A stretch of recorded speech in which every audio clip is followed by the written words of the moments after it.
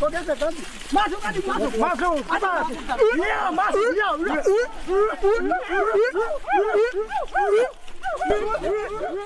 Kayu besi rawa sepanjang 17 meter ini disiapkan untuk membuat salib.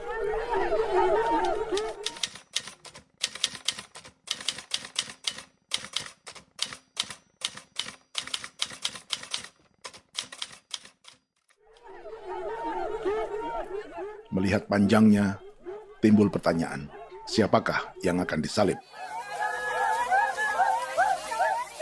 Siapapun itu, pasti sesuatu yang lebih besar dari mereka.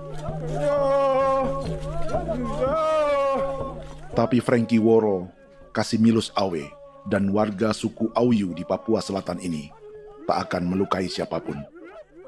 Mereka memakai salib ini sebagai tanda perlawanan.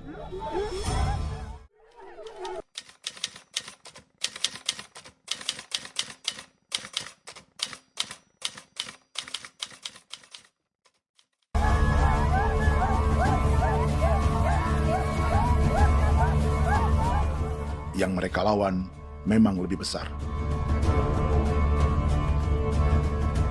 yaitu pemerintah Republik Indonesia. Pemerintah sedang mengincar 2,5 juta hektar hutan orang Papua untuk proyek tanaman industri pangan dan energi.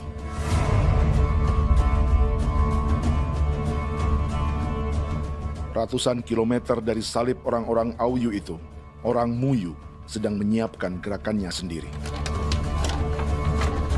Tapi kali ini dalam bentuk sebuah pesta.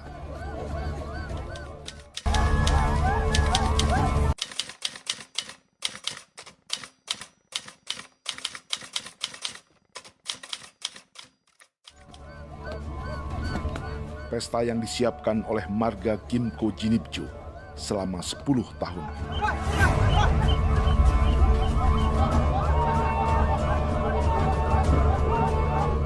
Sosok di marga ini adalah Willem Kimco, orang asli Papua yang tak punya kartu identitas kewarganegaraan manapun.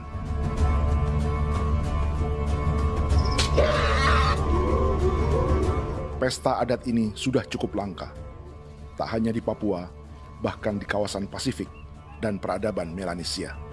Awalnya bayarnya aneh kalau bukan. Intinya hati kau kuda bipnuka, dan jitana ya kati ko beren baran dipo. Kami mengambil ko kuning. Ada gagasan dan gerakan sosial di balik pesta orang-orang Muyu ini. Sama dengan gerakan salib merah yang dimulai orang-orang Auyu. Salib ini akan menjadi yang terbesar dari 1.800 salib merah yang telah ditancapkan berbagai suku di Papua Selatan dalam 10 tahun terakhir. Ribuan salib merah yang dipadukan dengan palang adat adalah tanda larangan yang menyatukan unsur-unsur adat dan agama. Kami percaya bahwa kalau memang kami sudah tidak mampu untuk menyelesaikan persoalan ini, dalam hal ini perusahaan tidak bisa masuk, berarti kami minta bantuan kepada nenek moyang dan Tuhan. Atribut perang orang Auyu ini diukir atau dilukis, digambar di batang salib ini dengan tujuan bahwa kami larang dengan sangat keras. Jadi apabila siapapun, baik dari antara kita sendiri yang melanggar batas ataupun pihak lain yang mau mengganggu keselamatan hak tanah adat kami, maka kami siap untuk melakukan ancaman perang. Salib-salib ini tidak ditancapkan di halaman-halaman gereja, melainkan di tanah dan hutan adat, di dusun-dusun sagu, dan di tempat-tempat yang disakralkan. Sebab 1.800 palang adat dan salib ini memang bukan semata tentang agama, tapi untuk mencegah negara dan perusahaan memasuki tanah dan hutan adat mereka. Papua bukan tanah kosong.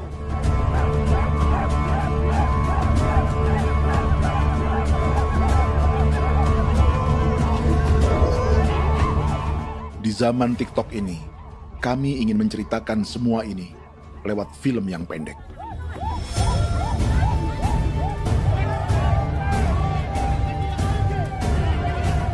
Tapi kami jelas gagal.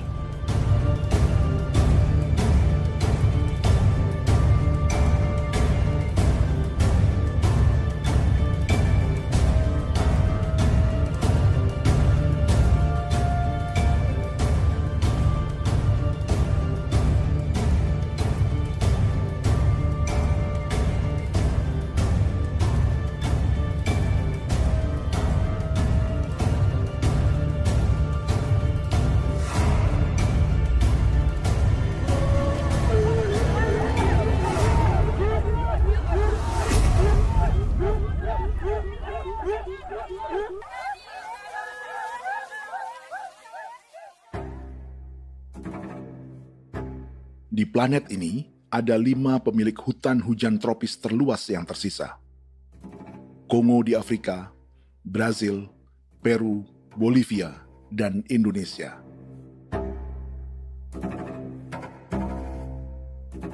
Di Indonesia, satu-satunya pulau yang hutannya masih terjaga adalah Papua, pulau terbesar kedua di dunia setelah Greenland. Lewat sejarah kolonialisme yang panjang, pulau ini kini dikuasai 2 negara. Bagian barat oleh Indonesia yang juga dikenal sebagai West Papua, dan bagian timur menjadi Papua Nugini. Dan tepat di perbatasan ini, di bagian Indonesia, sedang terjadi proyek pemusnahan hutan terbesar di dunia.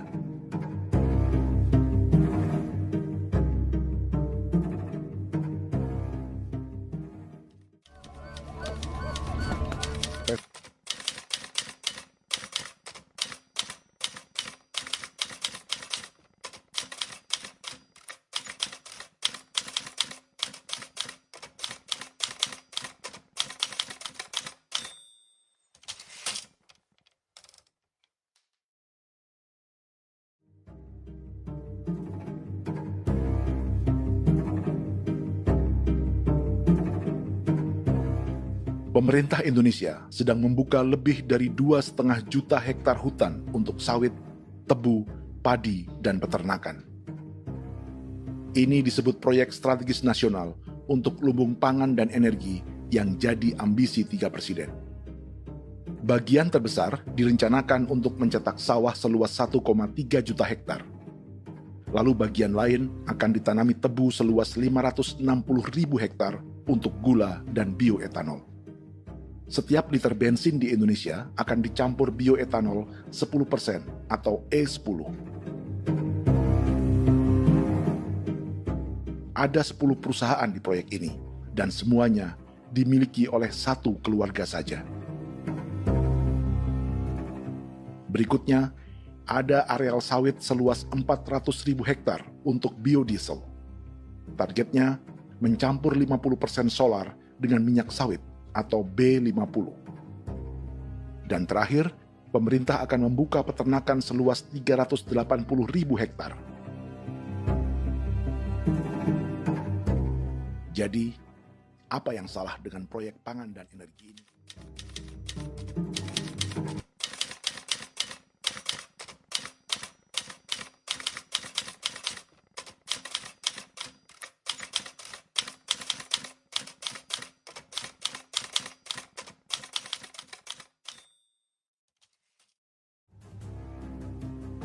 Lima orang Papua dalam film ini akan menjawabnya.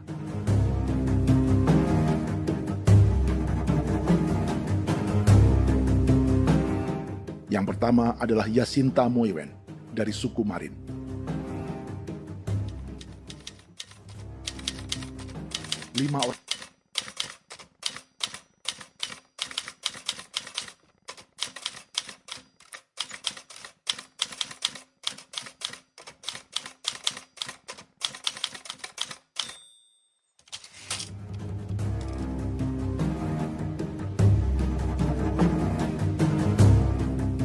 Yasinta dan warga di distrik Ilwayap di Merauke sudah menjadi korban. Hutan dan rawa sebagai sumber pangan dan ekonominya telah dihancurkan. Jalan sepanjang 135 km sedang dibuat, dan di kiri kanannya akan dicetak 1 juta hektar sawah. Mereka sulit menolak atau melawan. Salib sudah digeser, masih datang lagi dengan senjatanya mereka nih. Karena proyek ini juga dijaga tentara. Macam-macam senjatanya.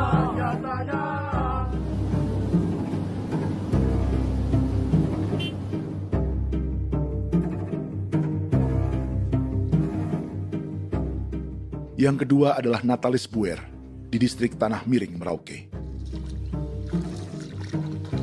Petani milenial ini merasa ditelantarkan.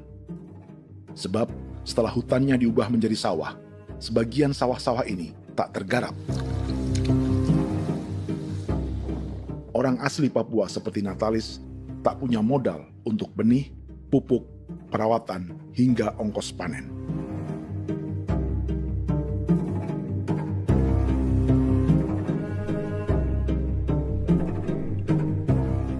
Orang ketiga adalah Vincent Quipalo dari suku Yenan di distrik Jagebob, Merauke. Vincent dan suku Ye sedang menjadi korban. Hutan adat orang-orang Ye sedang dihancurkan untuk perkebunan tebu dan bioetanol. Tanah mereka juga diincar untuk markas-markas militer, pasukan yang akan menjaga proyek pangan dan energi ini.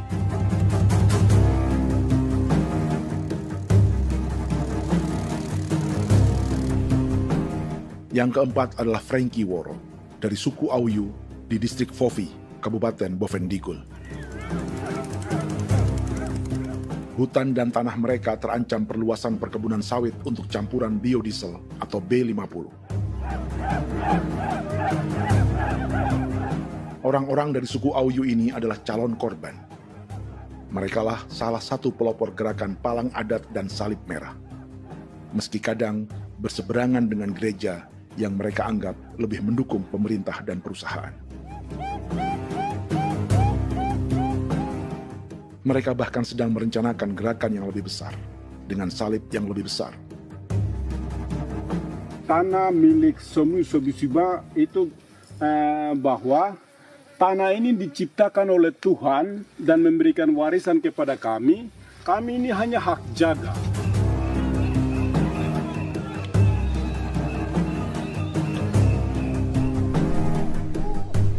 Sosok kelima adalah Willem Kimco dari suku Muyu di Bovendigul. Tokoh adat dari Muyu ini hidup di garis belakang proyek negara, sehingga belum menjadi korban. Tapi mereka sedang bersiap menghadapi segala kemungkinan. Tinggal di belantara dan perbatasan membuat sebagian mereka tak punya status kewarganegaraan. Tapi mereka telah hidup jauh sebelum ada Indonesia atau Papua Nugini.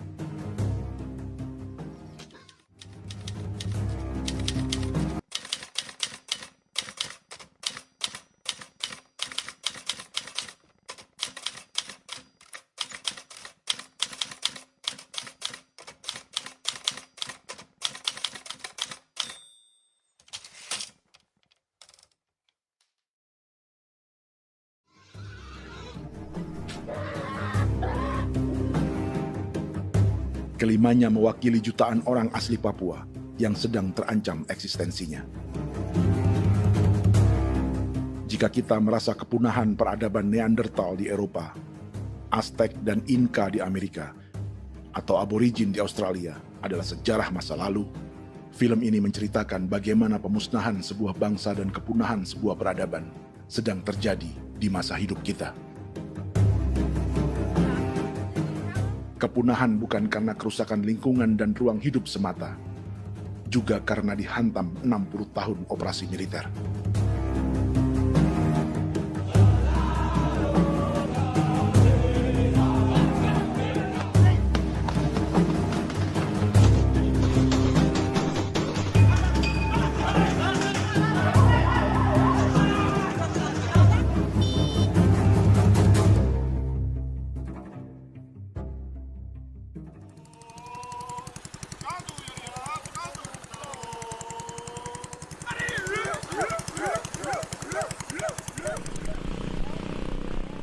Frankie Woro dan orang-orang Auyu sedang berburu. Tapi lokasi perburuan mereka mulai dikuasai perusahaan perkebunan sawit.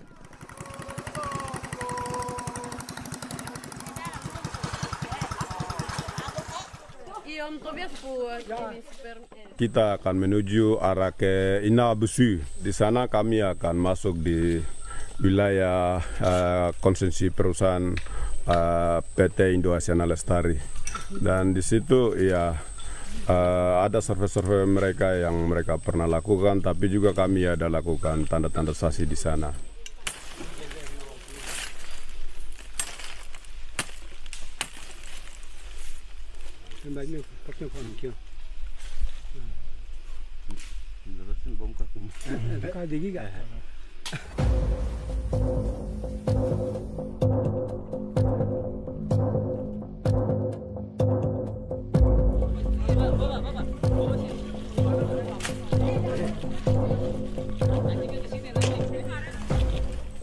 dapat dengan yang induknya. Tapi karena induknya dia lari, don terlambat kerja, akhirnya yang bisa kita dapat dia punya anak ini saja. Kalau pakai bahan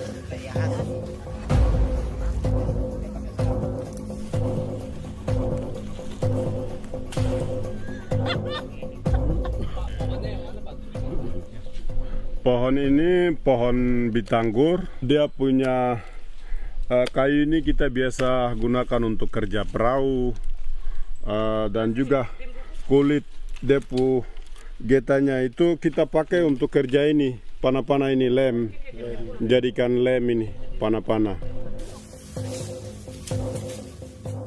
Hutan ini adalah supermarket bagi suku Auyu.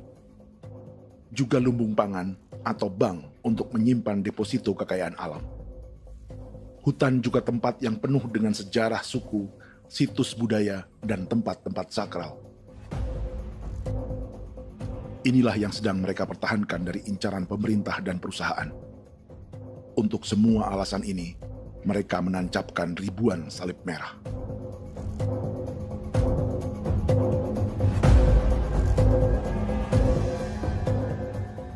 Tapi dari kampung, warga suku Auyu memberi kabar pada Frankie tentang intimidasi oleh aparat negara agar mereka melepas tanah ke perusahaan sawit dan berhenti memasang palang adat dan salib merah. Ada beberapa titik yang saya sudah siap, tetapi di sini emergensi dari saya, terutama di Kampung Sokangon, PT Damai Timber. Dia mengganggu saya dengan menggunakan kekerasan maupun pihak hukum. Dan kemarin saya ada pernyataan penolakan secara resmi, tapi masih tetap dengan menggunakan pihak hukum untuk masuk, untuk harus dituntut saya untuk harus diterima perusahaan itu. Kita di situ ada 15 marga, tetapi 15 marga juga tidak setuju. Marga-marga siapa yang terima dan marga-marga mana saja yang menolak. Nanti kita lihat dari pertimbangan itu, dan di situ dan kita undang mereka untuk bicara dengan kami. Sebagai sosok yang aktif dalam gerakan, warga Auyu terus memberi informasi lapangan kepada Frankie yang tak selalu berada di kampungnya.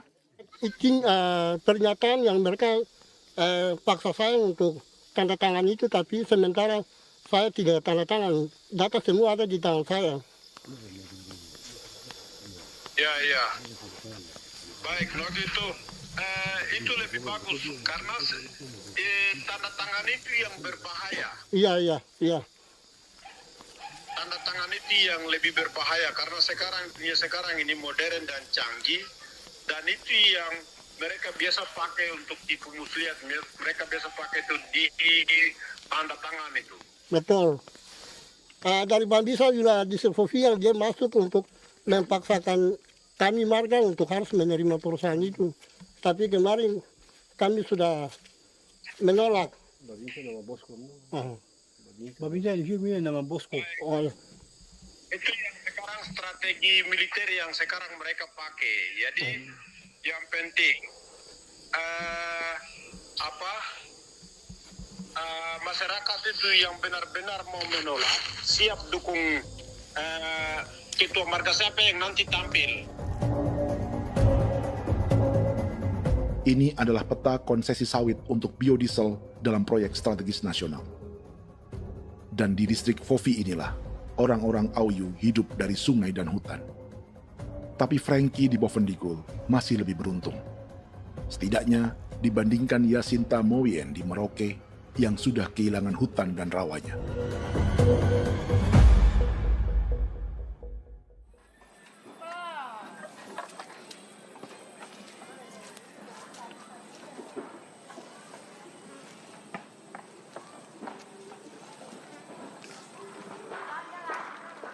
Yasinta dari suku Marin adalah petani sayur di Kampung Wanam, distrik Ilwayap, Merauke. Memanfaatkan lahan yang ada, ia berkebun dan menjual hasilnya ke pasar kampung. Ini ekonomi warga di Wanam untuk menghasilkan uang lalu memberi barang kebutuhan yang tak bisa mereka produksi sendiri. Tapi kehidupan sebenarnya ditopang oleh ekosistem hutan dan rawa. Inilah sumber pangan utama dan peradaban mereka.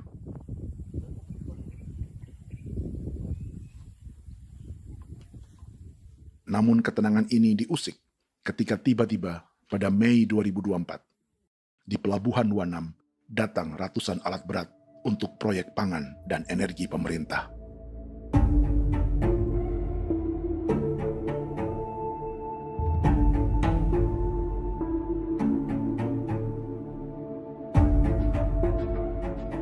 Kami masyarakat setempat kami tidak tahu. Kami kaget pagi-pagi kapal sudah ada di pelabuhan kami.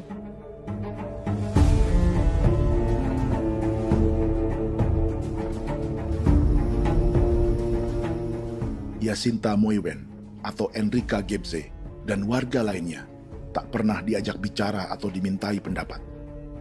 Seakan-akan Papua adalah tanah kosong. Kita suka kaget yang dong bawa turun alat berat dong bawa turun, kita kaget masyarakat. Dorang subongkar itu kayu-kayu.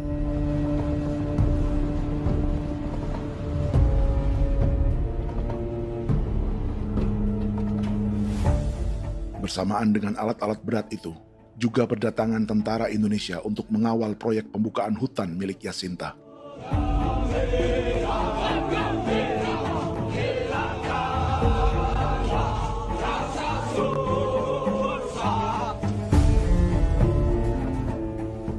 Ribu alat berat didatangkan dari Cina ke Papua oleh perusahaan bernama John Lin Group sebagai kontraktor pemerintah.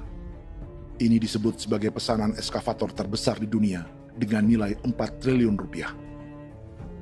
Misinya membuka hutan dan rawa milik orang Marin, salah satunya untuk membangun jalan sepanjang 135 km. Sementara di kiri kanannya akan dicetak sawah yang ditargetkan seluas 1,3 juta hektar.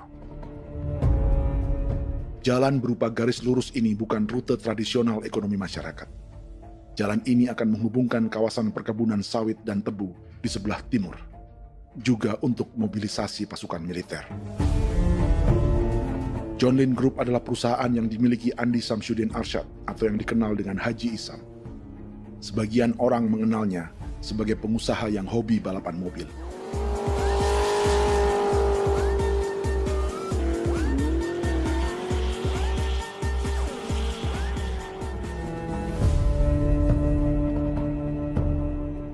Tapi di Kalimantan, ia berbisnis batu bara, perkebunan sawit, pengolahan karet, penerbangan, perkapalan, dan biodiesel. John Lin Group kini juga menjadi pemilik perkebunan tebu dan pabrik gula terbesar di Indonesia. Sayapnya melebar dari Kalimantan hingga ke Bombana, Sulawesi Tenggara. Perkebunan tebu, pabrik gula, dan industri bioetanol inilah yang juga sedang dikembangkan di Papua.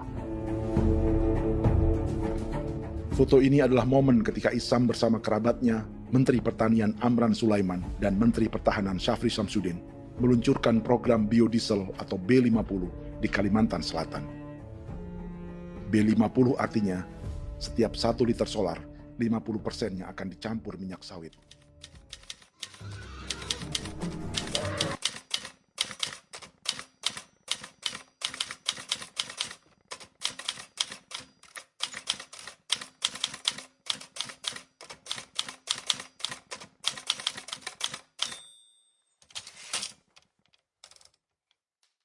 Perusahaannya, PT John Lin Agroraya, menjadi salah satu pemainnya.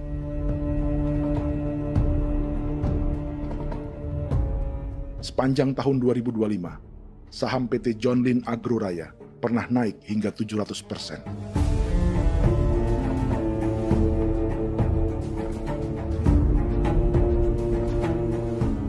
Perusahaan sawitnya yang lain, PT Pradiksi Gunatama, sahamnya bahkan pernah naik 4.000% hanya dalam 1 tahun. Dari harga saham ini saja, nilai kekayaan keluarga Isam diperkirakan mencapai 100 triliun rupiah lebih, menjadikannya salah satu keluarga terkaya di Indonesia dan salah satu pemain penting industri bioenergi. Dan di Papua Selatan inilah sebagian sawit-sawit untuk mendukung program B50 akan ditanam.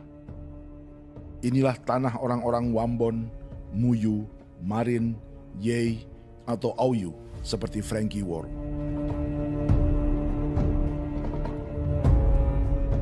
Haji Isam pernah menjadi tim kampanye nasional Presiden Joko Widodo dalam pemilu 2019 saat melawan Prabowo. Bintang Mahaputra Utama diberikan kepada Saudara Andi Syamsuddin Arsyad. Beliau berjasa luar biasa dalam mendorong pertumbuhan ekonomi daerah maupun nasional. Setelah menjadi presiden, Prabowo memberi gelar kehormatan Bintang Mahaputra Utama pada Isam.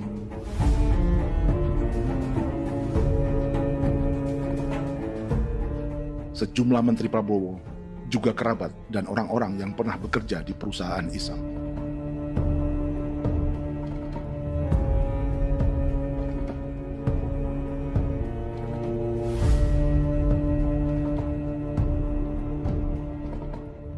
Lawan sebesar inilah yang sedang dihadapi Yasinta di kampung Wanam, Merauke. Atau petani perempuan lain seperti Enrika Gebse. Jadi alam kita ini sudah rusak. Jadi kita itu biasa jalan dari sini tuh harus pasang jerat di situ, harus cari makan di situ lagi. Itu tempat-tempat itu pasang-pasang jerat, tempat babi, rusa, sekarang sudah tidak ada lagi.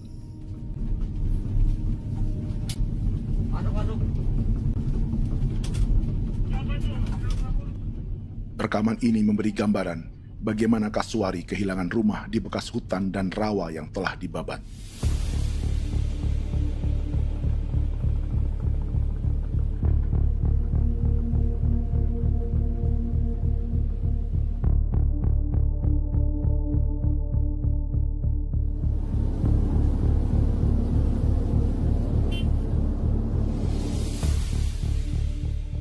Keterlibatan tentara dalam proyek pangan dan energi di Papua memakai dalih bahwa ancaman terhadap negara kini tak hanya perang secara militer, tapi juga melalui pangan dan energi. Kementerian Pertahanan pun terlibat karena proyek ini dianggap operasi militer selain perang. Jadi tugas kamu adalah menjaga sumber cadangan pangan nasional. Macam-macam senjatanya, Proyek ini menambah panjang alasan mempertahankan kehadiran tentara di Papua dalam 60 tahun terakhir. Saat ini, jumlah tentara Indonesia di Papua mencapai 56.000 personel. Atau ada 1 tentara untuk setiap 100 orang Papua. Bandingkan dengan rata-rata nasional, di mana hanya ada 1 tentara untuk 696 penduduk Indonesia. Itu belum termasuk polisi. Artinya, 1 orang Papua dijaga lebih banyak senjata dari rata-rata penduduk Indonesia. Tanah dan hutan diambil secara sepihak untuk kepentingan pembangunan batalion dan bandar antariksa. Ini bentuk perampasan masyarakat. Penolakan kehadiran markas-markas militer terjadi di sejumlah tempat di Papua. Tak hanya karena trauma dan ketakutan, juga karena mengambil tanah-tanah adat.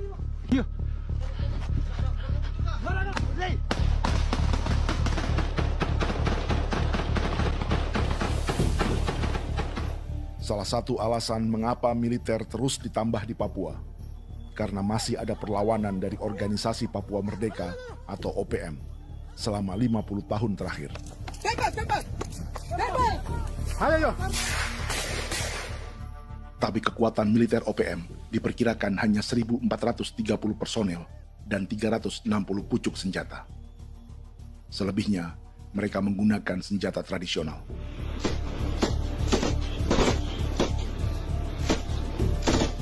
Dengan demikian, kekuatan tentara dan polisi di Papua 58 kali lebih besar dari gerilyawan Organisasi Papua Merdeka.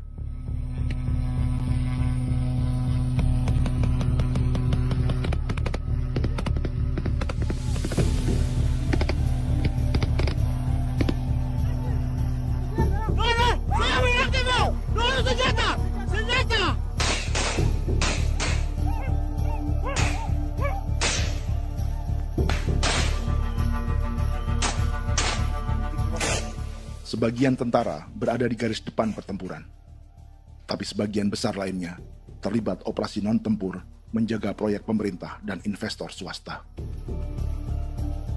Seperti Batalion Infanteri Teritorial Pembangunan di distrik Jagebob, Merauke ini. Lokasinya bersebelahan dengan konsesi lahan tebu untuk gula dan bioetanol milik PT Murni Nusantara Mandiri. Baik perusahaan maupun markas militer, keduanya mengambil hutan milik suku Ye dari marga Kuipalo.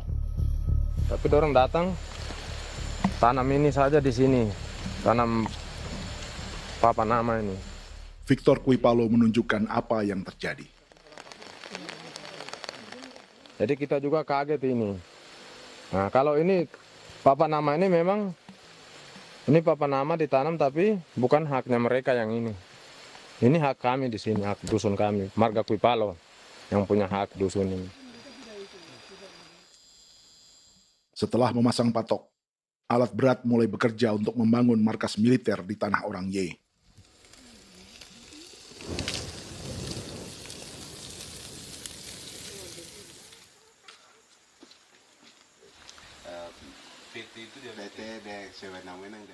Kehadiran markas militer mengkhawatirkan warga yang pernah mengalami trauma.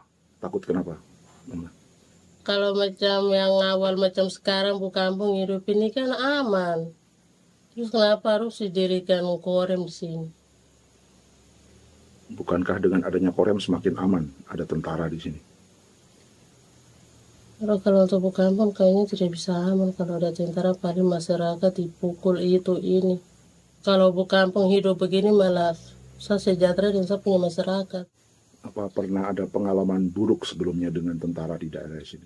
Ada yang cerita waktu pos-pos di sini tuh di 13, 12 itu zaman katanya Patimura. Memang kasihan. Malah kita punya orang ini yang dianiaya betul dipukul. Disuruh kerja bakti tidak mau atau lama mencari, namanya kita pangkur sagu itu butuh waktu 1 minggu.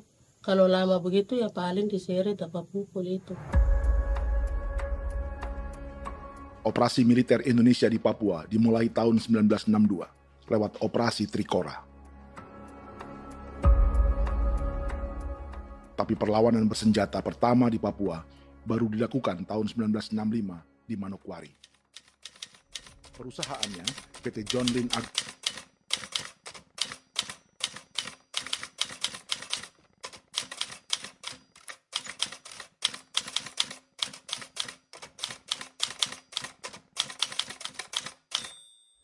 nanti tanggal 1 Mei jam 12.30 pemerintahan di Irian Barat mutlak akan jatuh di tangan.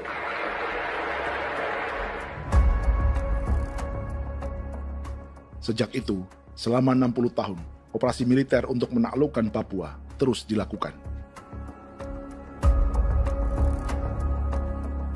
Salah satu operasi militer paling berdarah adalah Operasi Wibawa untuk memenangkan Indonesia dalam jajak pendapat tahun 1969.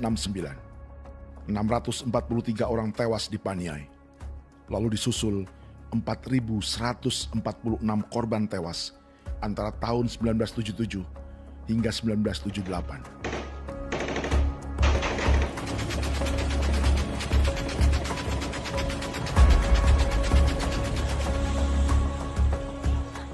Operasi militer ini menimbulkan gelombang pengungsian hingga kini. Dewan Gereja Papua mencatat 103.000 orang menjadi pengungsi pada tahun 2025 dan nyaris tak diberitakan media-media Jakarta.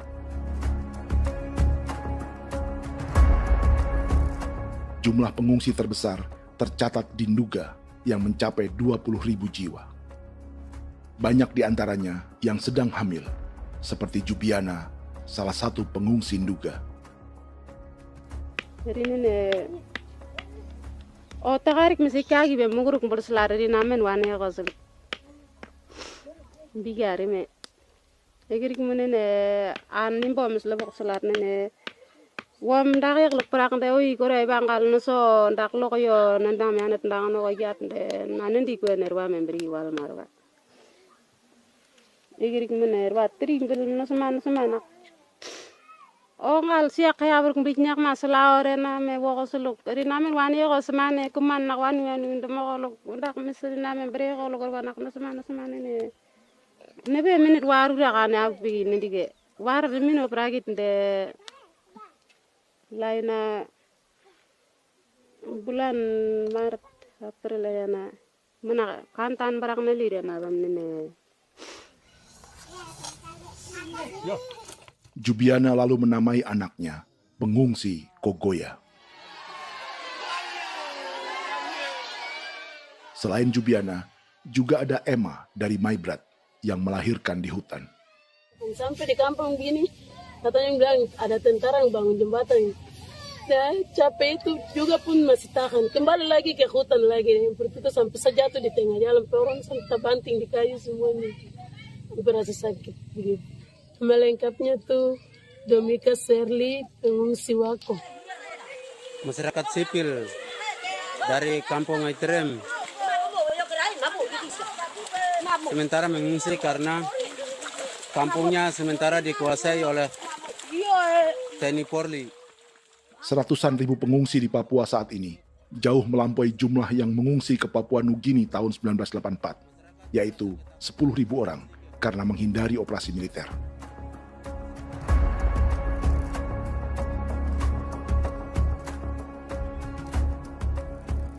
Bersamaan dengan operasi militer, eksploitasi sumber daya alam Papua juga dilakukan sejak masuknya tambang emas dan tembaga Freeport pada tahun 1967.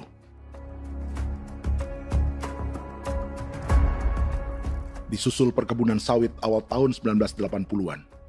Lalu ada perburuan buaya untuk diambil kulitnya. Sebelumnya, ada eksploitasi gas alam di Teluk Bintuni, pencarian besar-besaran kayu gaharu, atau pembukaan hutan tanaman industri. Ini belum termasuk perburuan dan perdagangan ikan arwana di selatan Papua, penebangan kayu merbau dari hutan-hutan Jayapura, emas di Blok Wabu Intan Jaya, bahkan nikel di pulau-pulau kecil Raja Ampat. Dan kini, dalam skala yang belum pernah terjadi dalam sejarah, Papua dipaksa mencetak sawah, tebu untuk bioetanol, dan sawit untuk biodiesel.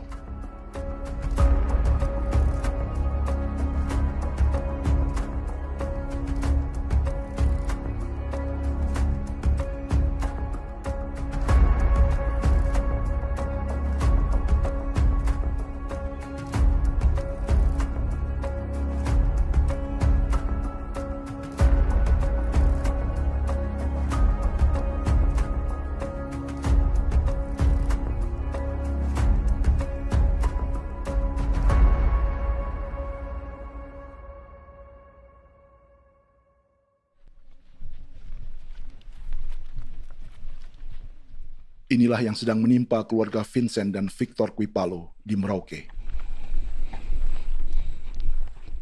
Hutan mereka diambil untuk markas militer dan industri perkebunan, PT Murni Nusantara Mandiri. Satu dari 10 perusahaan yang diberi konsesi untuk menanam tebu dan memproduksi gula serta bioetanol seluas 52.000 hektar.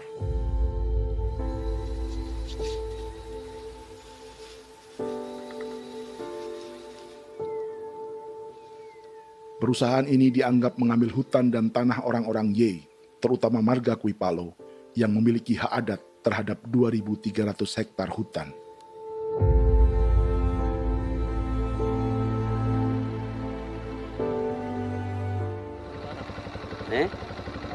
Tentara? Tentara. Oh iya, tentara.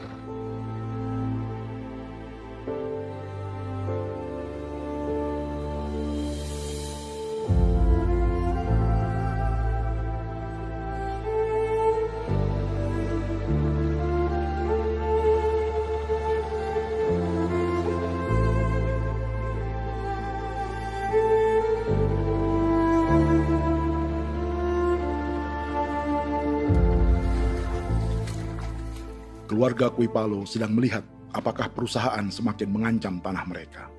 Dan kekhawatiran itu terbukti. Iya, makanya tadi saya bilang ini dari sini saja dekat ini sudah masuk di dalam ujung lapang ini. Ini hutan, yang ini hutan yang dorong ada bongkar sekarang ini. Ini sudah punya alat sudah dekat ini. dekat sekali nih. Ini sini. Naco, kelapa itu yang jalan lama, jalan setapak ini. Dari udara, terlihat alat-alat berat semakin mendekati tanah orang-orang Ye, marga Kuipalo.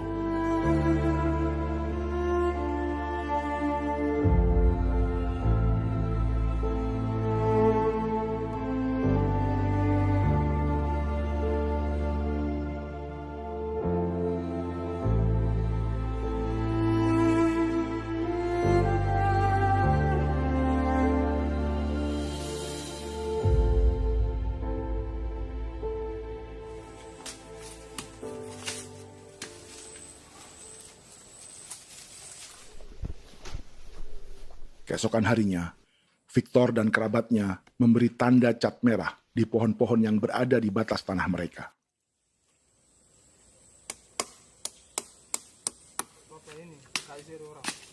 Tapi tanda peringatan adat ini tak diindahkan perusahaan.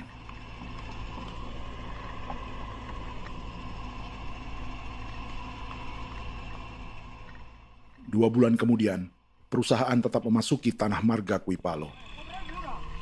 Sama. Kami manusia, kau lihat. Tapi tidak sudah sakit hati sekali saya katakan. Ini sama baikin kalau pikiran berubah lagi. Kami juga punya tangan, hanya beda rambut. Mister itu juga. Woi, buka. Tidak.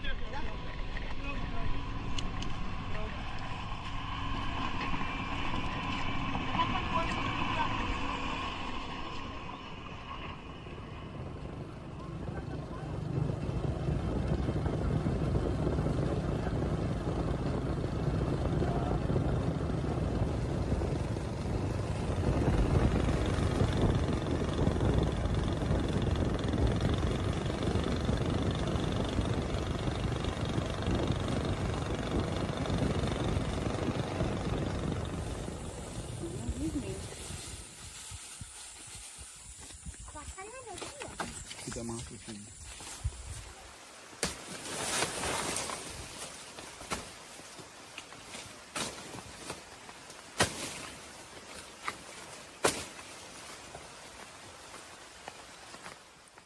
Jadi ya untuk itu seperti saya katakan tadi.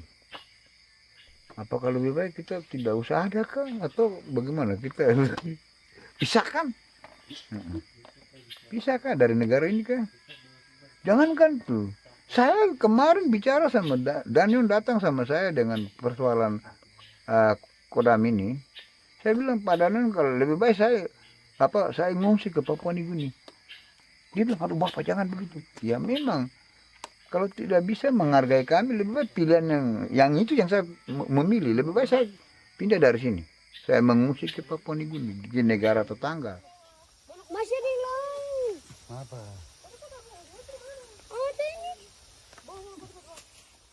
Saya bilang sama Kapolsek Pak Agustus ini 17 Agustus saya tidak kasih naik bendera merah putih. Saya bendera ada nanti saya taruh di meja. Bendera saya ada. Karena saya punya pikiran percuma kita ini merasa bahwa kita hidup di bawah naungan merah putih. Ternyata merah putih tidak lindungi kami. Tidak anggap kami sebagai kami rakyatnya. Dia lambang negara. Dan kami menghargai lambang negara itu. Ternyata lambang negara ini kita bernaung di bawah lambang negara ini. Kita tidak dilindungi. Hak kita tidak dihargai.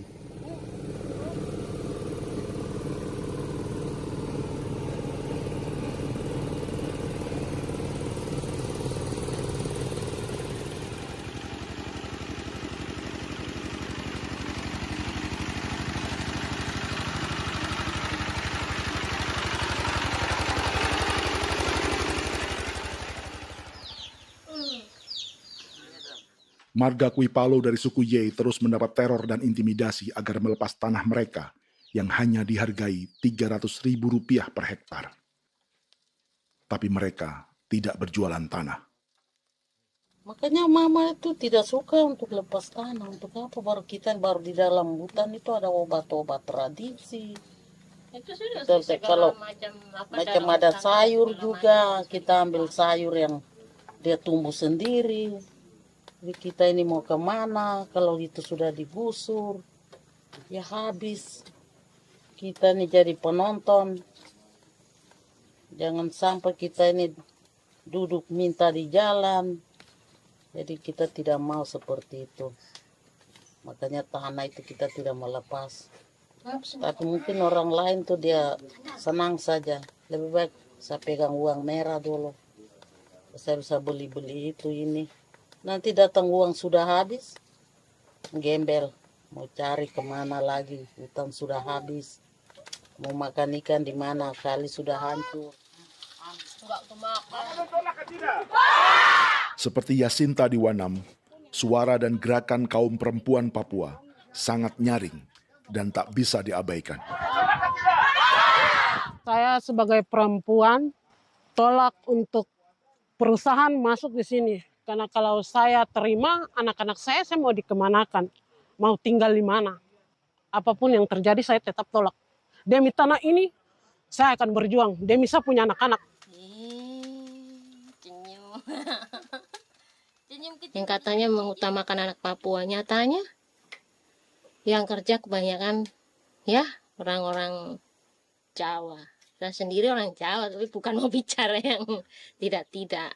Memang kenyataannya seperti orang-orang Papua itu diterbelakangkan, kurang diutamakan, gitu.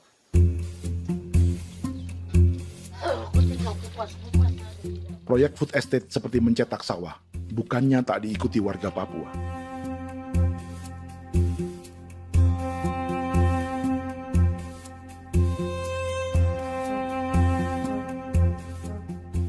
Salah satunya Natalis Buer di distrik Tanah Miring, Merauke.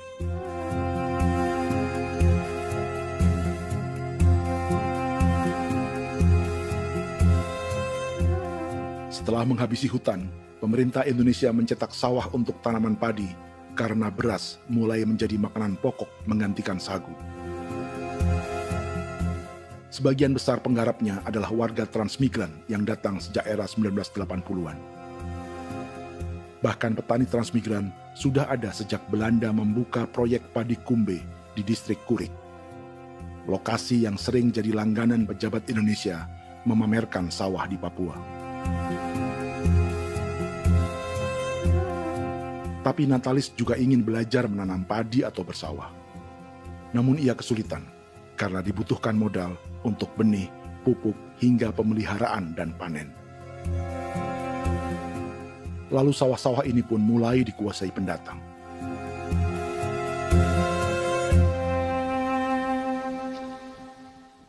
Tapi sejauh ini di kampung kami ini yang saya lihat memang ada kelompok kami punya di sini yang sudah tergabung dalam Gapoktan, kemudian masuk dalam optimalisasi lahan. Tapi baru saya anak asli yang punya lahan di sini. Mereka tidak punya. Pemerintah dalam hal ini adalah Kementerian Pertanian bersama-sama Kementerian Pertahanan yang dalam hal ini pada garis di bawahnya adalah TNI Angkatan Darat memberikan support yang maksimal kepada masyarakat khususnya di Merauke dalam rangka. Saya kemarin habis 9 juta. 9 juta ya? Iya, 9 juta karena dia sudah tidak dipakai toh. Ya. Perempuan Papua seperti Filomina juga mau bertani. Pemerintah memberi bantuan Rp900.000 per hektar lewat program optimalisasi lahan atau OPLAH. Tapi dibanding biaya produksi dan harga jual gabah, Filomina mengaku berkali-kali rugi dan kini memutuskan tak lagi menggarap sawahnya. Terus kita harus cari uang untuk kombek. Betul. Karung kita beli. Karung beri sendiri lagi. Tenda kita beli. Ini dari yang offline ini don tidak siapkan. Tidak ada. Tidak ada ya, jadi mama don sendiri. Itu yang saya ada bilang, 900.000. Itu modal untuk? Oh, untuk kerja sawah ini. Mulai dari kerja sampai nanti panen. Panen. Wih, ngeri sekali. Iya, lucu toh? Tidak dapat itu. Betul, Mam. Kalau disuruh tanam ubi berhektar-hektar, mari datang. Kita tahu cara rawatnya bagaimana. Iya. tanamnya bagaimana, tanam model bagaimana supaya hasilnya model begitu. Kita tahu. Kalau yang ini kan kita baru belajar. Sebagian hutan milik warga Senayu di Merauke sudah dibuka untuk sawah dan kebun tebu oleh PT Global Papua Abadi. Proyek pertanian ini dikerjakan oleh Kodim Merauke. Mereka melepas sebagian tanah karena ingin belajar bertani. Saya punya nenek moyang tidak ajar saya tanam padi. Tapi saya mau berubah. Generasi saya yang berikut ini besok lusa tidak bisa makan pisang, sagu. Namun program optimalisasi lahan yang dijanjikan dengan berbagai bantuan tak dirasakan Filomina. Obat rumput beli, obat padi beli, jonder kita bayar. Bahkan bibit masih kurang, cari bibit lagi beli. Jadi saya memang kalau program pemerintah saya sama sekali saya tidak suka. Baku tipu saya.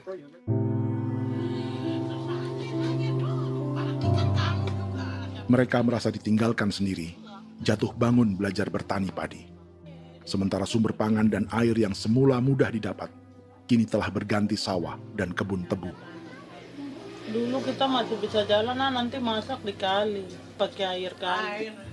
Minum pakai air kali. Sekarang, kok mau masak?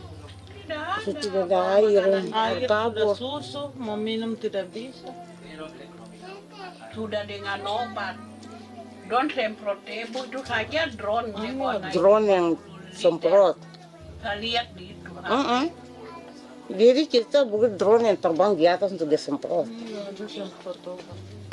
Dong lempar pupuk di bawah ya dia mengalir ke kali. Mengalir ke kali, ke rawa-rawa. Nanti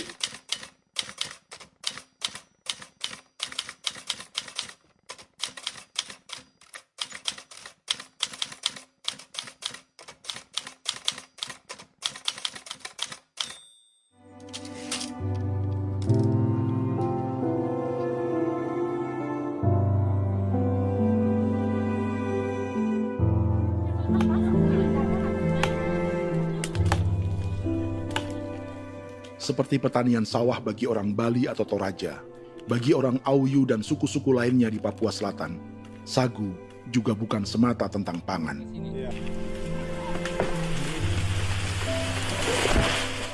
Bagi orang Auyu dan Marin, sagu adalah kerabat, sosok orang tua, sosok nenek moyang yang harus dijaga dan dilindungi. Lagi bikin apa mama ini mama? Pakai tokok itu sagu.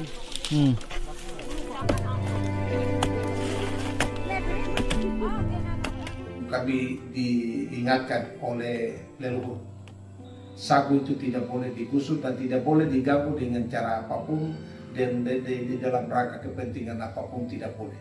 Kamu harus bela, bahkan sampai nyawa pun harus menjadi taruhan demi membela keselamatan pergerakan sagu di atas tanah ini.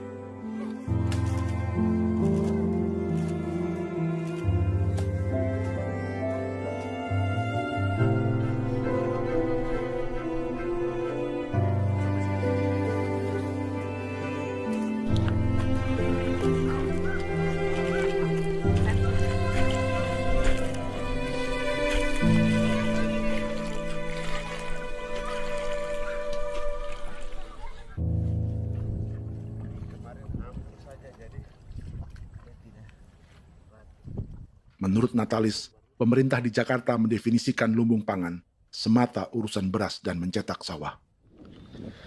Sebenarnya orang Papua itu bukan tidak bisa bertani. Kami tanam ubi itu bagian dari pertanian. Nah, pertanian yang dimaksud oleh pemerintah itu harusnya selalu itu kalau bisa pemerintah harus spesifikkan pertanian apa yang dimaksud, pertanian tanam padi atau pertanian tanam ubi, petasan dan lain-lain. Ini yang harus dispesifikkan dulu. Begitu, sehingga tidak menjustifikasi kami orang asli Marin bahwa kami tidak bisa bertani. Bukan. Kami buka kebun besar-besar di sana, bahkan bermeter-meter, ratus-ratus meter pakai sekop, bukan pakai ekskavator, tapi ini pakai skop. Itu pertanian, begitu. Bagi Natalis, alih-alih memaksimalkan sawah-sawah yang sudah ada untuk petani Papua, pemerintah selalu membuka hutan baru, seperti dikerjakan perusahaan John Lynn Group dan melibatkan tentara. Padahal, sejarah keterlibatan militer dalam proyek food estate atau cetak sawah adalah sejarah kegagalan yang bertubi-tubi 4 presiden selama 30 tahun terakhir.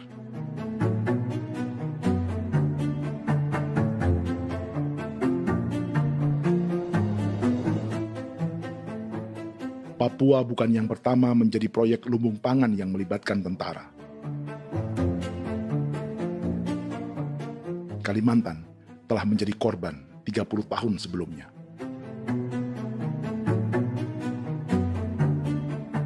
Ini adalah bekas hutan yang sudah dibuka di Pulang Pisau, Kalimantan Tengah.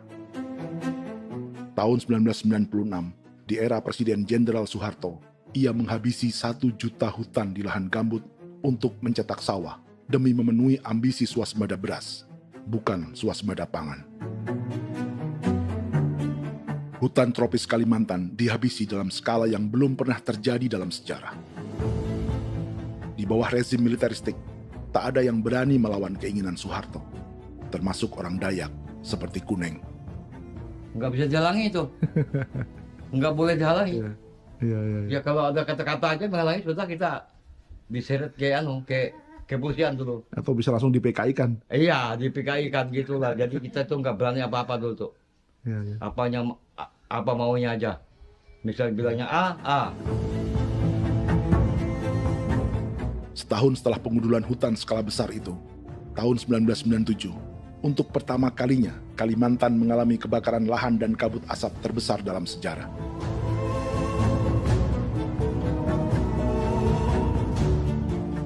Sebagai ilustrasi, ini kondisi kabut asap tahun 2015.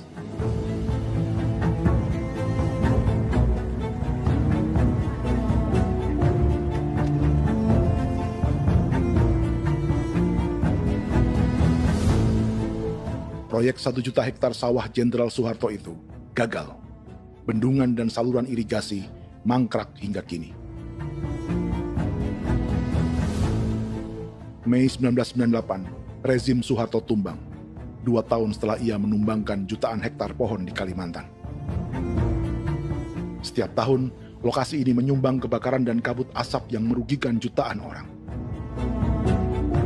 Sawah yang berhasil di Kalimantan justru bukan sawah yang dibangun Jenderal Soeharto, melainkan yang dirintis para transmigran sejak era 1980-an.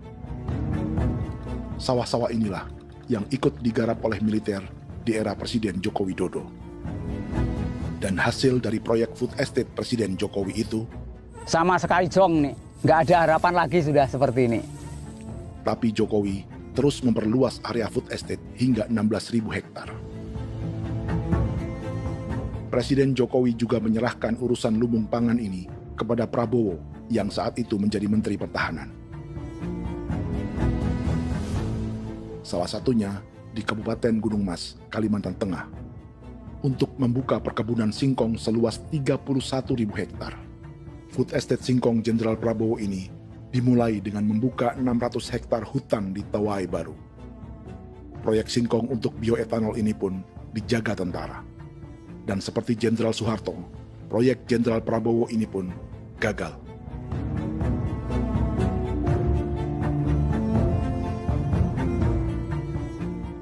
Dengan reputasi ini, Joko Widodo dan Prabowo justru sedang membuka 2,5 juta hektar di Papua.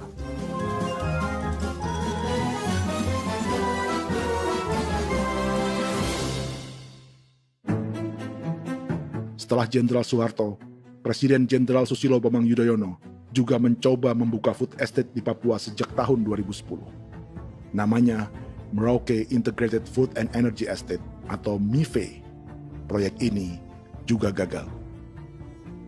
Lalu di lokasi yang sama, Jokowi berusaha meneruskan dengan proyek mencetak sawah 1,2 juta hektar yang juga gagal. Sekarang yang paling siap adalah 1,2 hektar. Yang 1,2 juta hektar. Dan kini, Prabowo yang pernah gagal dengan 600 hektar singkong di Kalimantan justru akan mengulangi di Papua dengan skala 2,5 juta hektar. Di daerah Papua pun harus ditanam kelapa sawit supaya bisa menghasilkan juga BBM dari kelapa sawit. Dalam setiap proyek pangan dan energi di Papua, yang lebih menonjol bukan tanaman pangannya, melainkan untuk energi atau bahan bakarnya. Sawit untuk biodiesel dan tebu untuk industri bioetanol. Ada 10 perusahaan yang diberi konsesi hingga 0,5 juta hektar untuk tebu. Dan 10 perusahaan itu dimiliki oleh satu keluarga saja.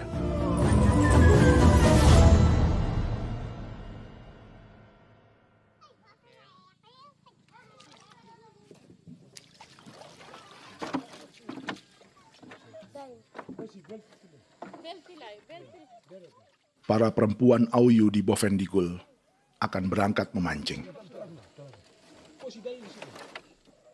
Priska Beni membantu menyiapkan perahu.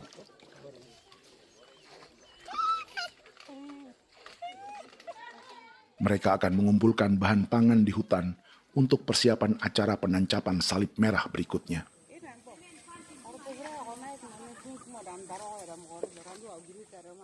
Priska sudah mengambil posisi memancing.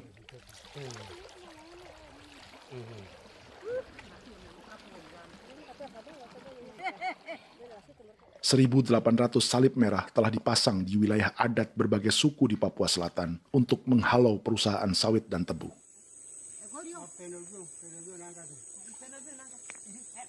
Maria Tebung yang paling muda datang membawa hasil. 2 ekor ikan gastor alias gabus toraja.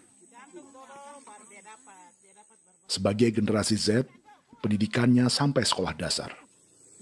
Di perusahaan perkebunan seperti sawit atau tebu, ijazah SD hanya bisa menjadi buruh kasar. Tapi ia tak tertarik. Karena kita hidup itu dari alam, kita pancing, juga di darat, bawa anjing, terus bikin pagar sagu, dapat babi, bawa baru kita makan. Jadi kita tidak mau perusahaan masuk. Sementara, Priska Beni masih mencari peruntungan. Tapi baginya, menjadi nelayan di Sungai Fofi masih lebih baik daripada bekerja 9 tahun di perkebunan sawit. Sudah pengalaman, jadi kita tidak mau lagi. Sudah berapa lama ketika kerja itu? Selama di sana. 9 tahun di sana. 9 tahun?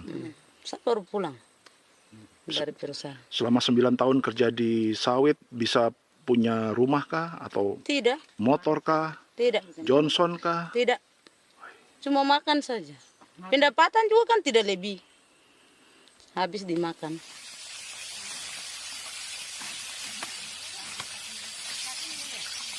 Satu minggu libur berapa hari?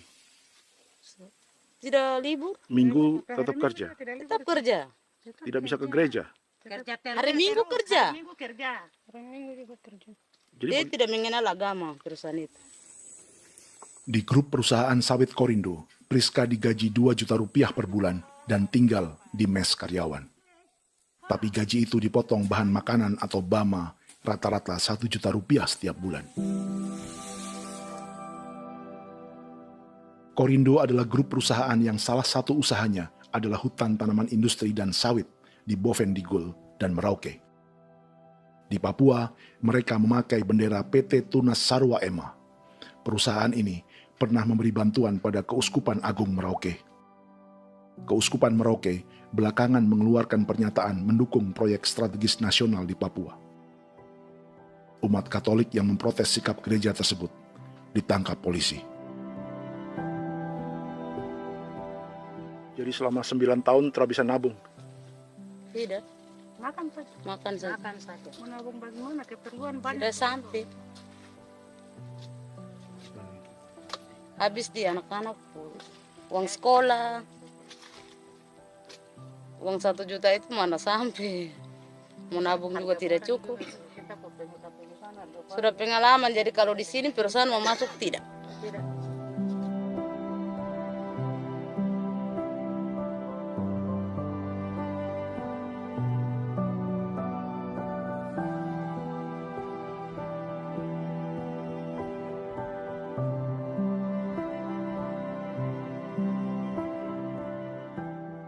Dan menu makan siang seperti ini agaknya sulit bagi buruh sawit atau tebu yang digaji 2 juta rupiah per bulan. Generasi Z seperti Maria Tebung atau generasi milenial seperti Priska Beni punya matematika ekonominya sendiri. Sawit untuk biodiesel atau tebu untuk bioetanol tak akan ada bedanya bagi mereka.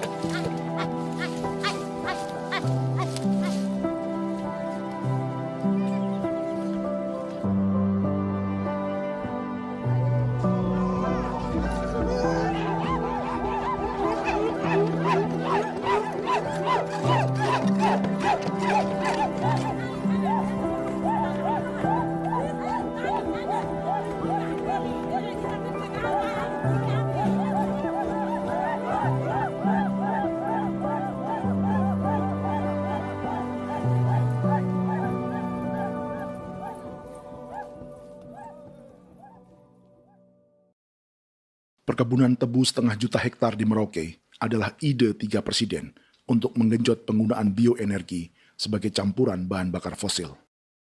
Selain swasembada pangan, swasembada energi di daerah Papua pun harus ditanam kelapa sawit supaya bisa menghasilkan juga BBM dari kelapa sawit.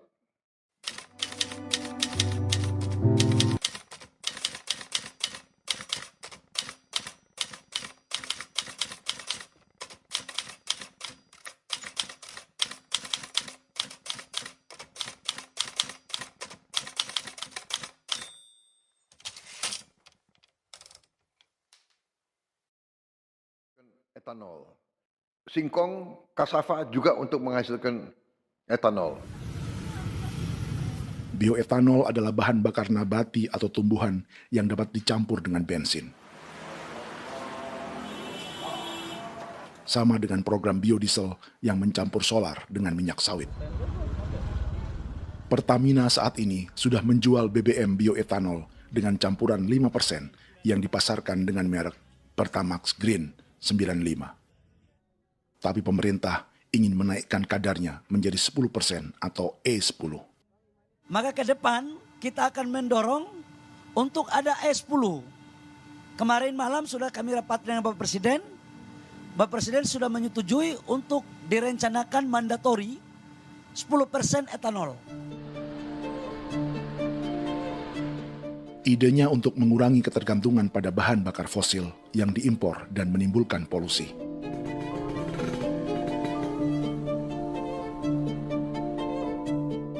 Tapi bioetanol bukannya tak mengorbankan lingkungan, hutan, rawa, dan manusia. Karena program E10 membutuhkan 7,3 miliar liter bioetanol, maka lahan yang dibuka untuk menanam tebu bisa mencapai 1,3 juta hektar. Sementara saat ini, luas perkebunan tebu di Indonesia hanya 500 sampai 600 ribu hektar. Artinya, butuh lahan baru hingga 800 ribu hektar untuk menanam tebu. Dan 500 ribu hektar diantaranya sedang dibuka di Papua. Hutan yang tadinya untuk menumbuhkan pangan, berubah jadi tanaman untuk bahan bakar di jalanan. Kecepatan pulihnya hutan beradu dengan jumlah dan kecepatan kendaraan di jalanan.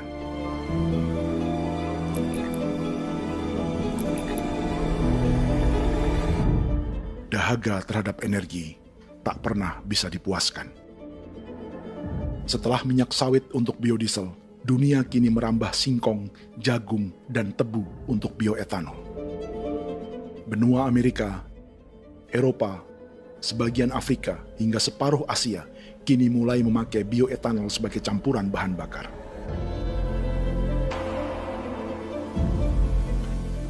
Selain perebutan lahan, masa depan dunia juga dibayangi semakin mahalnya harga pangan karena persaingan antara perut manusia dengan tangki kendaraan. Ini adalah lokasi perkebunan tebu dan bioetanol PT Murni Nusantara Mandiri yang mengancam tanah Vincent Quipalo dan orang-orang Ye di Merauke. Beberapa kilometer di selatan adalah PT Global Papua Abadi yang mengancam tanah orang-orang Muyu dan Marin. Dua perusahaan ini adalah bagian dari 10 perusahaan yang mendapat konsesi lahan untuk tebu dan bioetanol di Merauke. Batas konsesi mereka bahkan sama dengan batas negara Indonesia dengan Papua Nugini. Salah satu ciri bahwa peta konsesi ini dibuat di Jakarta dari atas meja. Sama seperti kolonial Inggris dan Belanda ketika mereka membagi Pulau Papua dengan garis lurus pada abad 19. Seakan Papua adalah tanah kosong. Bedanya, meski peta konsesi ini mengatur batas 10 perusahaan, tapi perusahaan-perusahaan ini sebenarnya dimiliki oleh satu keluarga saja. Ini nama 9 dari 10 perusahaan tebu dan bioetanol di Merauke, Papua. 99% saham mereka dimiliki sebuah perusahaan bernama PT Merauke Nusantara Manis. Sementara 1% sisanya dimiliki PT Merauke Gula Mandiri. Tapi saham kedua perusahaan ini dimiliki PT Merauke Sugar Group. Dan perusahaan ini, 90% sahamnya dimiliki pengusaha bernama Angelia Bonaventure Sudirman, serta perusahaan bernama Zico Trust dan Resource Harvest. Lalu 10% lainnya dikuasai PT Papua Energi Abadi, yang pemiliknya adalah Dudi Christian dan Angel Madeline. Sekarang, mari kita lihat siapa mereka. Angelia Sudirman adalah keponakan dari salah satu konglomerat sawit Indonesia, Martias Fangiono. 9 perusahaan di Papua ini berada di bawah bendera Merauke Sugar Group. Dan Merauke Sugar Group hanya satu dari 7 grup perusahaan milik keluarga Fangiono.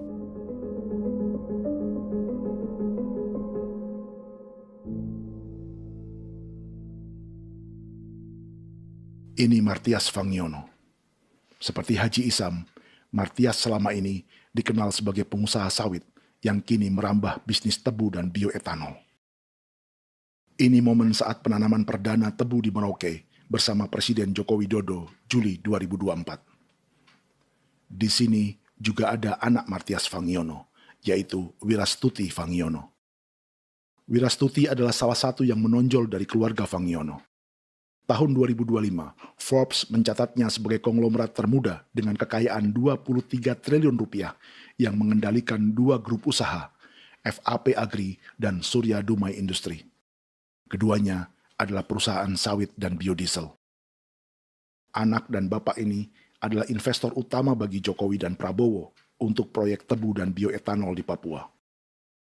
Sementara yang ini adalah Martua Sitorus, pemilik raksasa agribisnis dunia, Wilmar International, yang juga memegang konsesi sawit di Papua lewat berbagai perusahaan. Tapi Martua kini memakai bendera baru, yaitu KPN Corporation, atau Karunia Prima Nastari. KPN inilah yang memiliki kelindan bisnis dengan keluarga Fangiono untuk proyek tebu Merauke. Apalagi, grup Wilmar yang didirikannya juga pemain gula utama di Australia. Tahun 2010, Wilmar membeli 100% saham perusahaan gula terbesar Australia, Sucrogin. Akuisisi senilai 1,5 miliar dolar Amerika ini langsung menjadikan Wilmar pemain tebu terbesar kelima dunia. Sebagian bibit tebu yang ditanam di Merauke adalah varietas yang dikembangkan Lembaga Riset Gula Australia atau Sugar Research Australia. Sugar Research Australia lalu menjalin kontrak pengembangan bibit dengan PT Global Papua Abadi milik Fangiono. Tapi masalahnya, Sugar Research Australia adalah badan publik yang tugasnya memajukan petani tebu dan sebagian dananya berasal dari pajak warga Australia. Itu artinya, warga Australia membiayai pengembangan bibit tebu untuk investor dan pemerintah Indonesia. Dokumen ini menunjukkan bahwa lembaga yang dibiayai warga Australia itu pernah memiliki kontrak penyediaan bibit dengan PT Global Papua Abadi milik keluarga Fangiono. Kontrak itu baru berakhir pada November 2024. Artinya, saat Presiden Jokowi dan keluarga Fangiono menanam bibit tebu pada Juli 2024 ini, kontrak itu masih berlaku. Nama lain dalam keluarga ini adalah Siliandra Fangiono, yang pada tahun 2024 dijuluki Raja Sawit termuda dengan kekayaan 39 triliun rupiah dalam catatan Forbes. Ia mengendalikan grup First Resources. Secara umum, keluarga Fangiono memiliki 20 perusahaan di Sumatera, 32 perusahaan di Kalimantan, 1 di Jakarta, 2 di Singapura, dan 25 perusahaan di Papua. Di Papua, perusahaannya tersebar dari Sorong, Mapi, hingga Merauke. Para politikus dan pejabat Indonesia terus membesarkan konglomerasi, meski Martias Fangiono pernah divonis 1,5 tahun penjara karena kasus pembalakan liar dan kebun sawit ilegal tahun 2007. Sementara tahun 2022, Wilmar terlibat kasus korupsi ekspor minyak sawit dan divonis mengembalikan kerugian negara 11,8 triliun rupiah. Tumpukan uang ini disebut sebagai pembayaran dari grup Wilmar yang diterima secara simbolis oleh Presiden Prabowo pada Juni 2025 lalu. Tapi peran raksasa biodiesel dan bioetanol dunia ini belum akan surut di Indonesia. Bahkan sebaliknya. Sebuah dokumen presentasi bisnis dari Wilmar International Limited pada tahun 2010 ini bisa menjadi petunjuk. Presentasi ini bagian dari proses pembelian 100% saham raksasa tebu Australia, Sucrogen. Dalam presentasi ini, Wilmar mengaku ditawari konsesi lahan 200.000 hektar di Papua, atau dulu disebut Irian Jaya, untuk menanam tebu.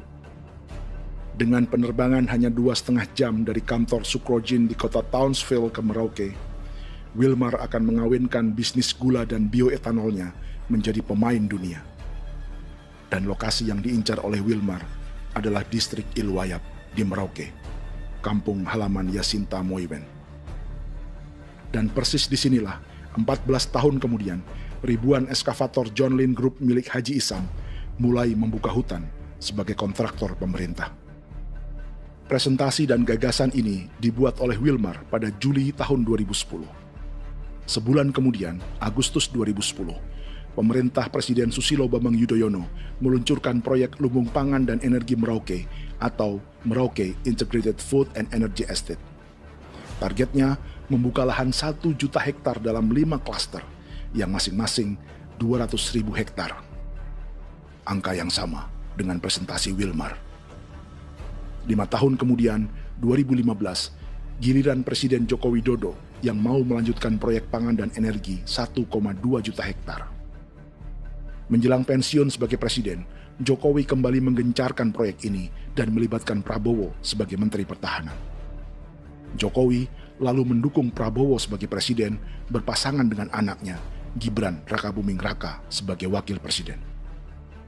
Kini, setelah menjadi presiden, giliran Prabowo yang melanjutkan proyek bioetanol dan biodiesel dengan memobilisasi militer dan melibatkan pejabat-pejabat yang juga para elit partai koalisinya.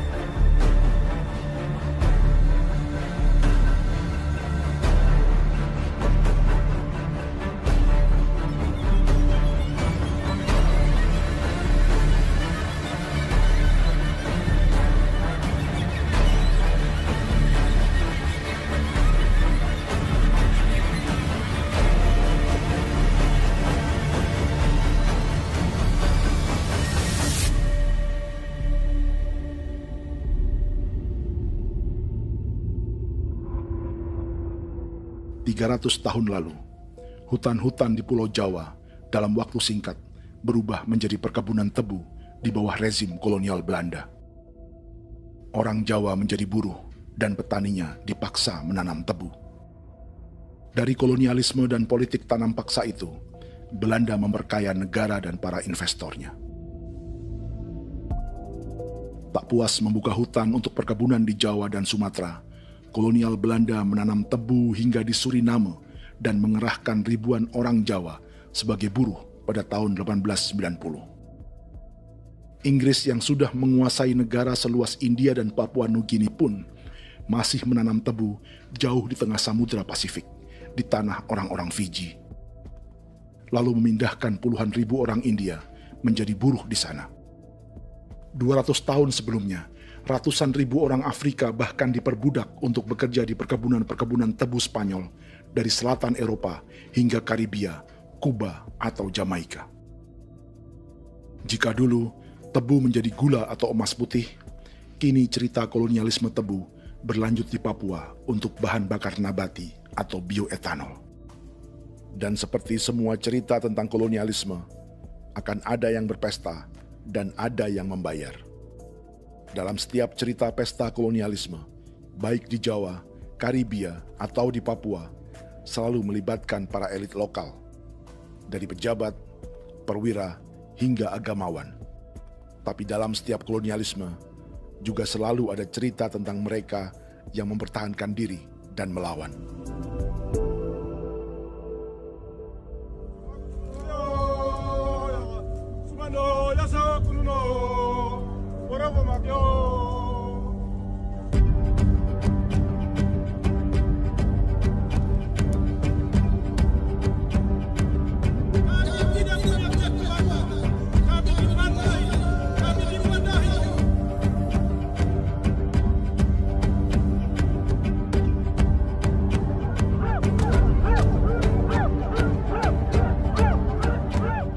Dalam sejarah Gereja Katolik banyak pemimpin-pemimpin yang adalah tanda petik itu adalah Judas juga.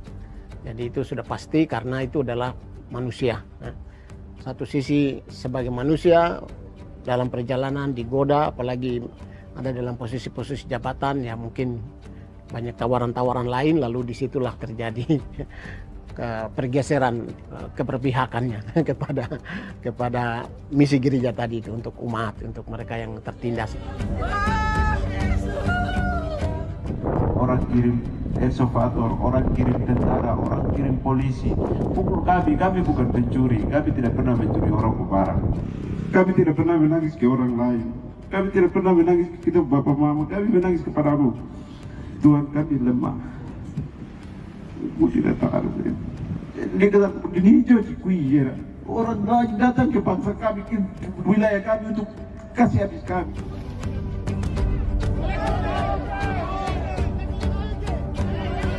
Ya Hakimam Dehi, Ya Hakimam Dehi, Bono Ya Hadikul Dehi, Bono Ya Hadikul Dehi. Kita buat sasi seperti begini untuk menolak perusahaan apapun yang masuk di tanah kami. Kalau kita kasih, kita bikin rusak sekarang, kita punya generasi berikutnya mau dapat kemana. Jadi kita nyatakan sikap di sore hari ini, kami tolak.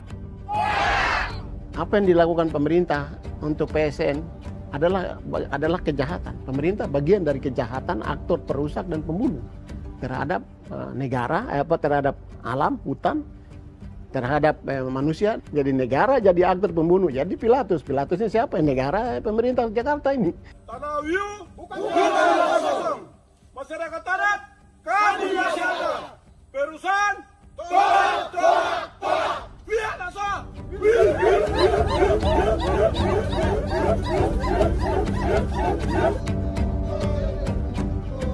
Jika tanah adat dan hutan adat hilang, kami mau hidup di mana? Maka di sini saya mau bilang, negara jangan tipu-tipu kami lagi.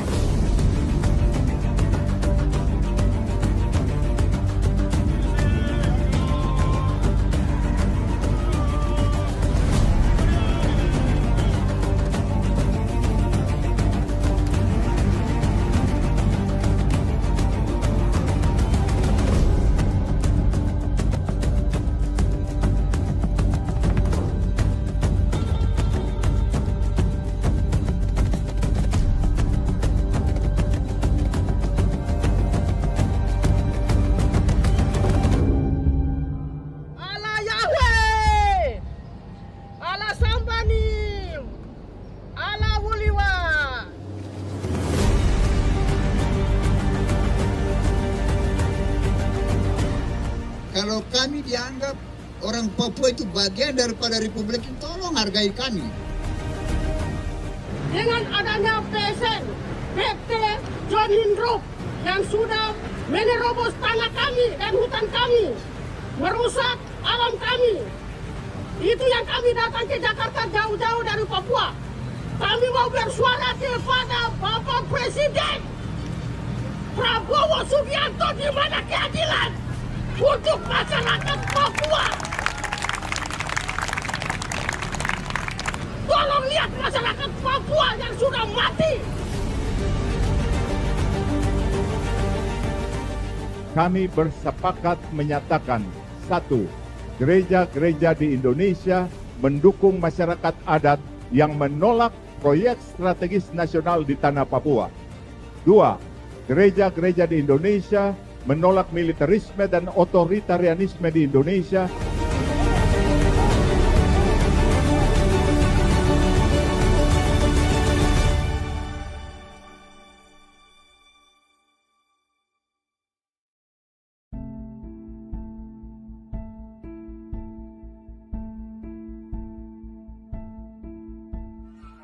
Kita sering merasa banyak hal buruk sudah jadi cerita sejarah. Dan kita sekarang hidup lebih baik, lebih beradab, atau mustahil melakukan kejahatan seperti di masa lalu. Kita tidak lagi menghukum mati orang dengan memenggal kepalanya. Kita menembaknya atau menyuntik racun agar tertidur dan mati. Tapi ada hal-hal yang tak berubah. Salah satu pembantaian yang kuat di ingatan kita adalah kejahatan Nazi atau genosida di Rwanda. Padahal pembantaian juga sedang terjadi di masa kita, seperti di Gaza, Palestina. Penghancuran sebuah peradaban seperti Indian di Amerika atau aborigin di Australia juga kita anggap masa lalu. Sekarang kita merasa lebih baik dan lebih toleran. Padahal proses penghancuran bahkan pemusnahan yang sama sedang terjadi terhadap bangsa Melanesia di Papua. Begitu juga dengan praktik kolonialisme. Kita merasa penjajahan seperti dilakukan Portugis, Inggris, atau Belanda sudah menjadi sejarah. Dan Indonesia tidak mungkin menjajah. Padahal itulah yang sedang terjadi dan dirasakan di Papua.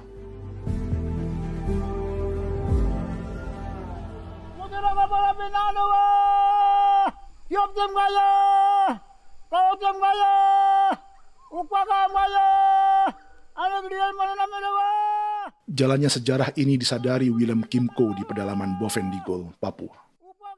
Hidup terpencil dan tak tersentuh urusan negara bukan berarti selalu aman.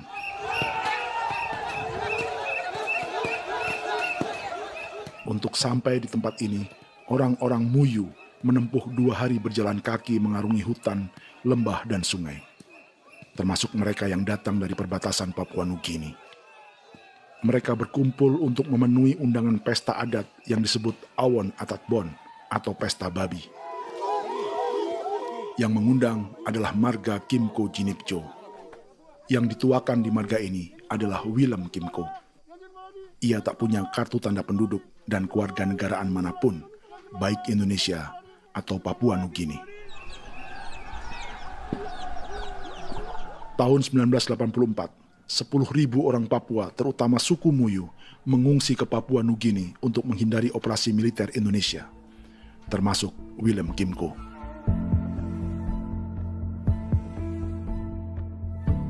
Apa yang membuat pesta adat ini istimewa?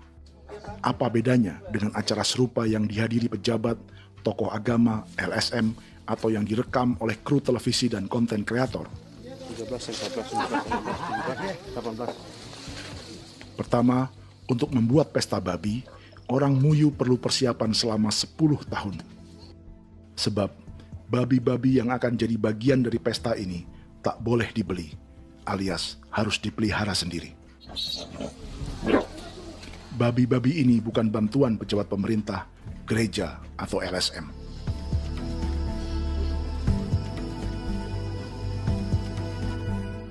Yang kedua, babi-babi ini tidak dipelihara di kandang. Jadi punya nama babi ini kah? Harimau. Harimau. Dia kulit dengan ini bulu di harimau, macam harimau begitu yang kasih nama harimau. Setelah diberi nama, mereka dilepas liarkan di hutan sejak kecil. 10 tahun kemudian, jika tiba saatnya pesta, para pemburu akan mencari mereka di dalam 479 hektar hutan milik marga Kimco. Suku atau marga lain tak akan mencurinya di hutan, karena mereka sudah punya babi dan wilayah masing-masing. Itu artinya mereka harus tetap menjaga dan mempertahankan hutannya agar babi-babi bisa hidup. Demikian juga dengan lahan pangan mereka yang menumbuhkan sagu, keladi, atau aneka sayuran.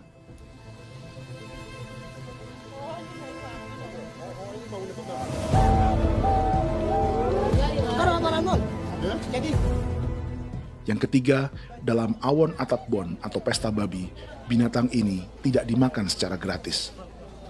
Setiap marga atau klan dalam suku Muyu akan membayar jerih payah tuan rumah menjaga hutan dan memelihara babi.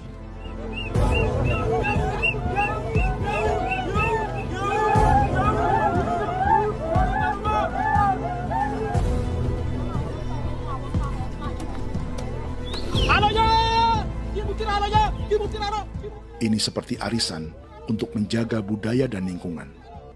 Bagian dari budaya dan ekonomi timbal balik yang ditandai dengan siklus memberi dan menerima.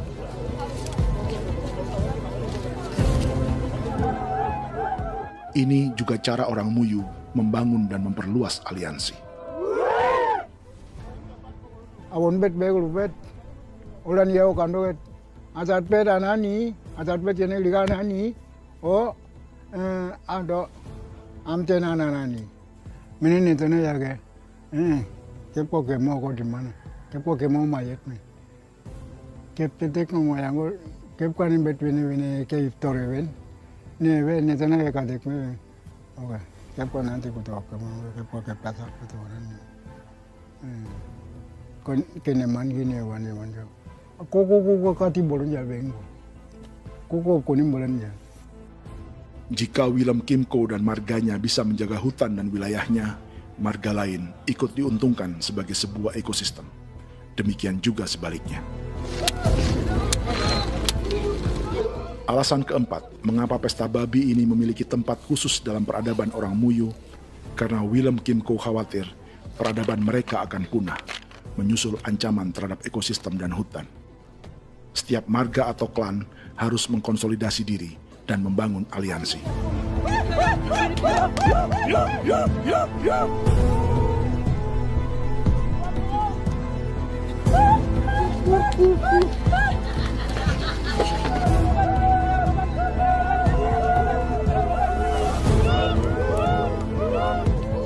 Kekhawatiran Willem dan orang-orang Muyu tak berlebihan. Ruang hidup mereka bersinggungan dengan proyek bioetanol dan biodiesel pemerintah Indonesia. Mereka juga tahu apa yang telah dan sedang menimpa suku lain seperti Auyu di Bovendikul atau Yainan dan Marin Anim di Merauke.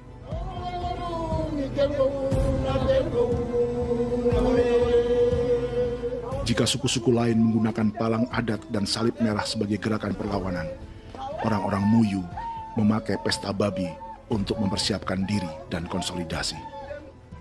Sebab, berbeda dengan saat mengungsi tahun 1984, kali ini yang datang ke tanah orang-orang Muyu tak hanya tentara, juga alat-alat berat bersama para pebisnis pangan dan energi.